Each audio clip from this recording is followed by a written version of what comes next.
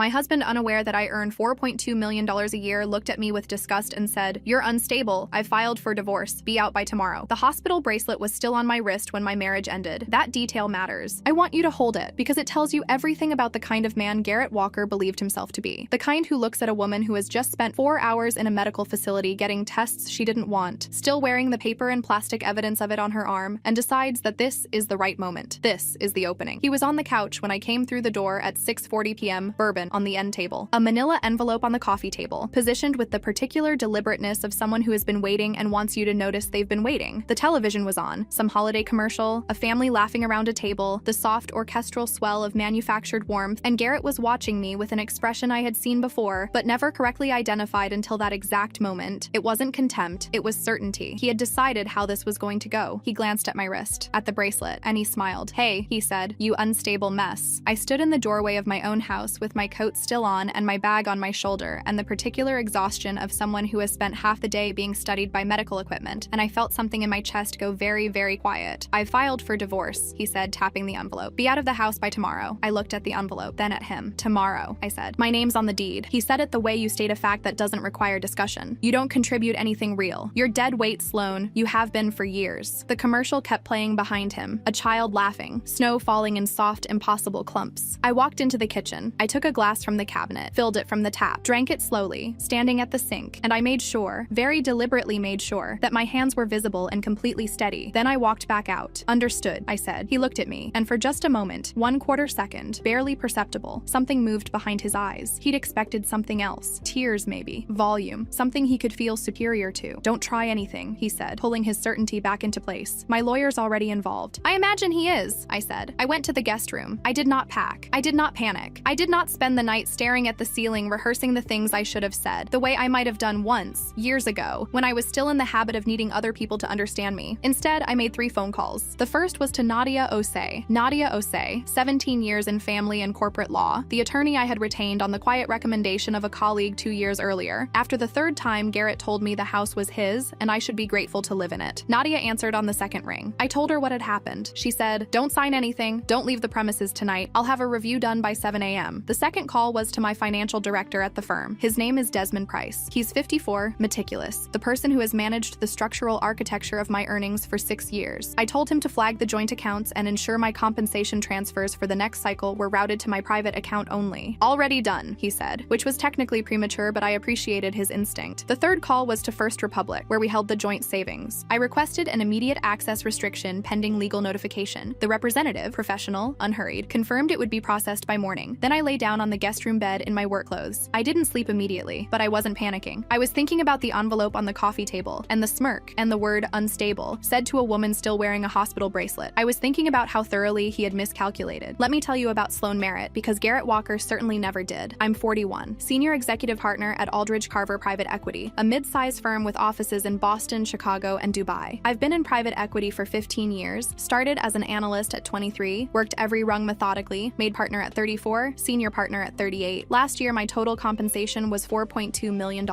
I chair 2 portfolio company boards. I have a team of 11 people who report to me and whom I think about, genuinely, as the kind of investment that compounds. I'm telling you this not to be impressive. I'm telling you this because for 7 years of marriage, my husband thought I worked for a small investment office and brought home somewhere in the range of $180,000. That is what I had told him. That is what I had maintained, carefully and consistently, across every conversation about money and career and contribution that our marriage had produced. That decision requires explanation. I met Garrett Walker at a charity gala in 2016. He was 40 at the time, handsome in a square-jawed, well-maintained way, the owner of a regional commercial real estate consulting firm that did solid, if unspectacular, business. He was charming in the specific way of men who have learned that confidence reads as competence in most rooms. He made me laugh on 3 separate occasions at the gala, which was more than most people managed, and when he asked for my number, I gave it to him genuinely. What I noticed in the early months, and cataloged but did not weigh heavily enough, was a particular pattern in how he talked about money and worth. Not obvious, not crude, subtle. The way he picked up checks with a particular energy, as if paying confirmed something about the order of things. The way he talked about successful women he knew with a specific quality of admiration that had a ceiling on it. The way, when I mentioned a large deal I'd been part of, he would nod and then redirect to something in his own work. Not aggressively, just reflexively, the way a compass always returns to north. I told myself this was just ego. Normal, manageable ego. The kind most people have. When we got serious, I made a decision decision. Not to hide exactly, but to simplify. I told him I worked in investment management, that I did well, that I handled my own finances independently and preferred to keep it that way. He respected this. He preferred it, I think. The version of our dynamic in which he was the primary earner, the provider, the one who had brought stability to an otherwise professional but modest wife, that version suited him in ways that I observed but again, did not weigh heavily enough. I paid the down payment on the house, $340,000 from my own accounts, routed through a transfer that Garrett signed off on without asking questions because the paperwork was complex and he trusted, or preferred to trust, that the details didn't require his scrutiny. The deed was in his name because he had arranged the mortgage, and at the time I hadn't thought far enough ahead to insist otherwise, which is the one decision I would make differently. Everything else I paid for. The renovations, the second car, 2 vacations a year, his firm's refinancing in 2020 when his business credit line fell through and he needed a bridge loan and was too proud to tell me exactly how close to the edge things were, so I arranged it quietly through a contact and never raised it again. He thought we were financially comfortable because of him. We were financially comfortable because of me. And for 7 years, I had been content to let him think that. Content is the wrong word. I had decided it was easier. That the alternative, the revelation of the full picture, would change things between us in ways I wasn't sure I could predict or manage. What I had not allowed myself to fully acknowledge was that the alternative had been happening anyway. Slowly. The way water finds the weakness in a foundation. The comments about my schedule being erratic, my health being unstable, my contributions to our shared life being vague and unmeasurable. The way he had started referring to the house as his in casual conversation. My house, my renovation, my space, with the comfortable authority of a man who has decided the record supports his version. The hospital bracelet. That one I'll explain briefly. I have an autoimmune condition, diagnosed in 2019, managed with medication, requiring periodic monitoring. It is not dramatic, and it is not debilitating, and it has nothing to do with emotional or psychological instability. It is a blood disorder with a Latin name that Garrett had never bothered to remember, and his use of the word unstable, timed to the site of my medical bracelet, was a deliberate choice, a way of framing, of getting ahead of whatever I might say or do. That was the tell, the calculated nature of it. He had been planning this, not impulsively, carefully. He just hadn't been careful about the right things. At 7:03 a.m., Nadia Osei called. I was already awake, dressed, sitting at the guest room desk with my laptop open and 3 days worth of portfolio reports to review. Some people stress eat. I stress work. It's a habit I've never been able to explain to people who don't have it. He has a problem, Nadia said. No preamble. She's not a preamble person. His attorney filed the divorce petition citing the deed as sole evidence of ownership. The petition requests full property transfer plus a settlement in his favor. He's claiming you were financially dependent on the marriage. I let that land for a moment. Financially dependent, I repeated. His attorney described you as a part-time consultant with inconsistent income, Nadia said. The word volatile appears twice in the filing. I thought about the $4.2 million,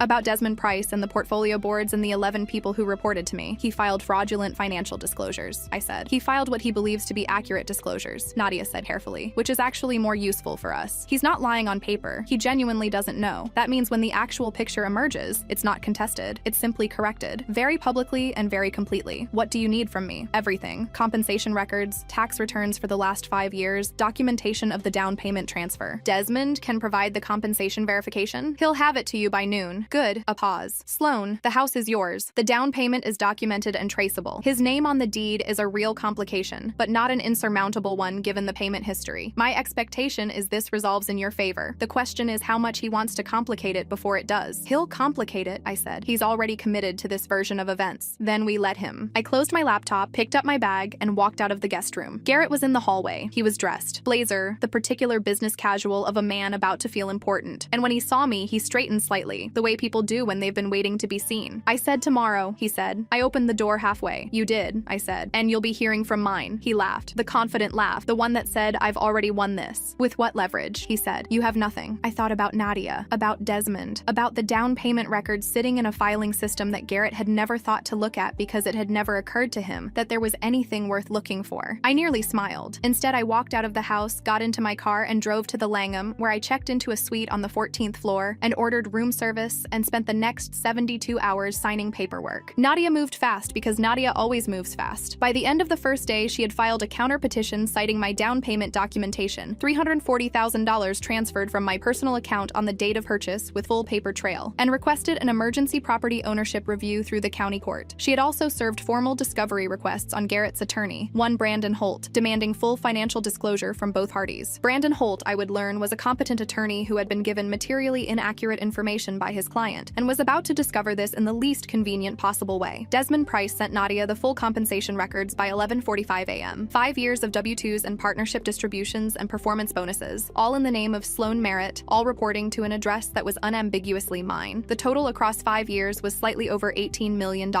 Nadia reviewed it and called me. "He's going to need a moment," she said, which is as close as Nadia gets to dark humor. On day 2, I had a call with Aldridge Carver's general counsel, Priya Venkataramanan, 12 years in corporate legal, a woman whose professional calmness I have always found deeply reassuring, to confirm that my employment records could be made available for legal proceedings if required. Priya confirmed without hesitation. She also flagged very quietly that she was available to provide a supporting declaration if the proceedings required confirmation of my role and compensation. I told her I hoped it wouldn't come to that. She said with the particular flatness of a very experienced lawyer, "It's going to come to that." She was right. On day 3, at 2:17 p.m., Garrett called. The confidence was gone. I want to describe the specific quality of its absence, because I had heard Garrett Walker's confident voice for 7 years, and I knew every register of it. And what came through the phone on day 3 was something I had never heard from him before. Something thin and slightly frantic, like a structure that has lost a load-bearing element and is creaking toward its own weight. "They froze the accounts," he said. "All of them. My checking, the business credit line, the joint. The mortgage payment didn't process. There are people at the house." "All of them?" I asked. "There are people here saying there's an ownership review." "Sloan, what did you do?" I leaned back in the hotel chair and looked at the city skyline through the floor-to-ceiling window. Boston in November, steel gray and clear, the river catching the afternoon light. "How did you explain the house purchase to Brandon?" I asked. "Exactly how it's written on the deed." "And the down payment?" That was from your savings. You transferred it." "That wasn't savings," I said. "That was compensation." A pause. "Compensation for what? Your consulting work?" I let the silence run for a moment. "Garrett," I said, "I'm a senior executive partner at a private equity firm. My compensation last year was $4.2 million. The line went so quiet I could hear him breathing. "That's not," he started. Stopped. "It isn't meant to be funny," I said. Why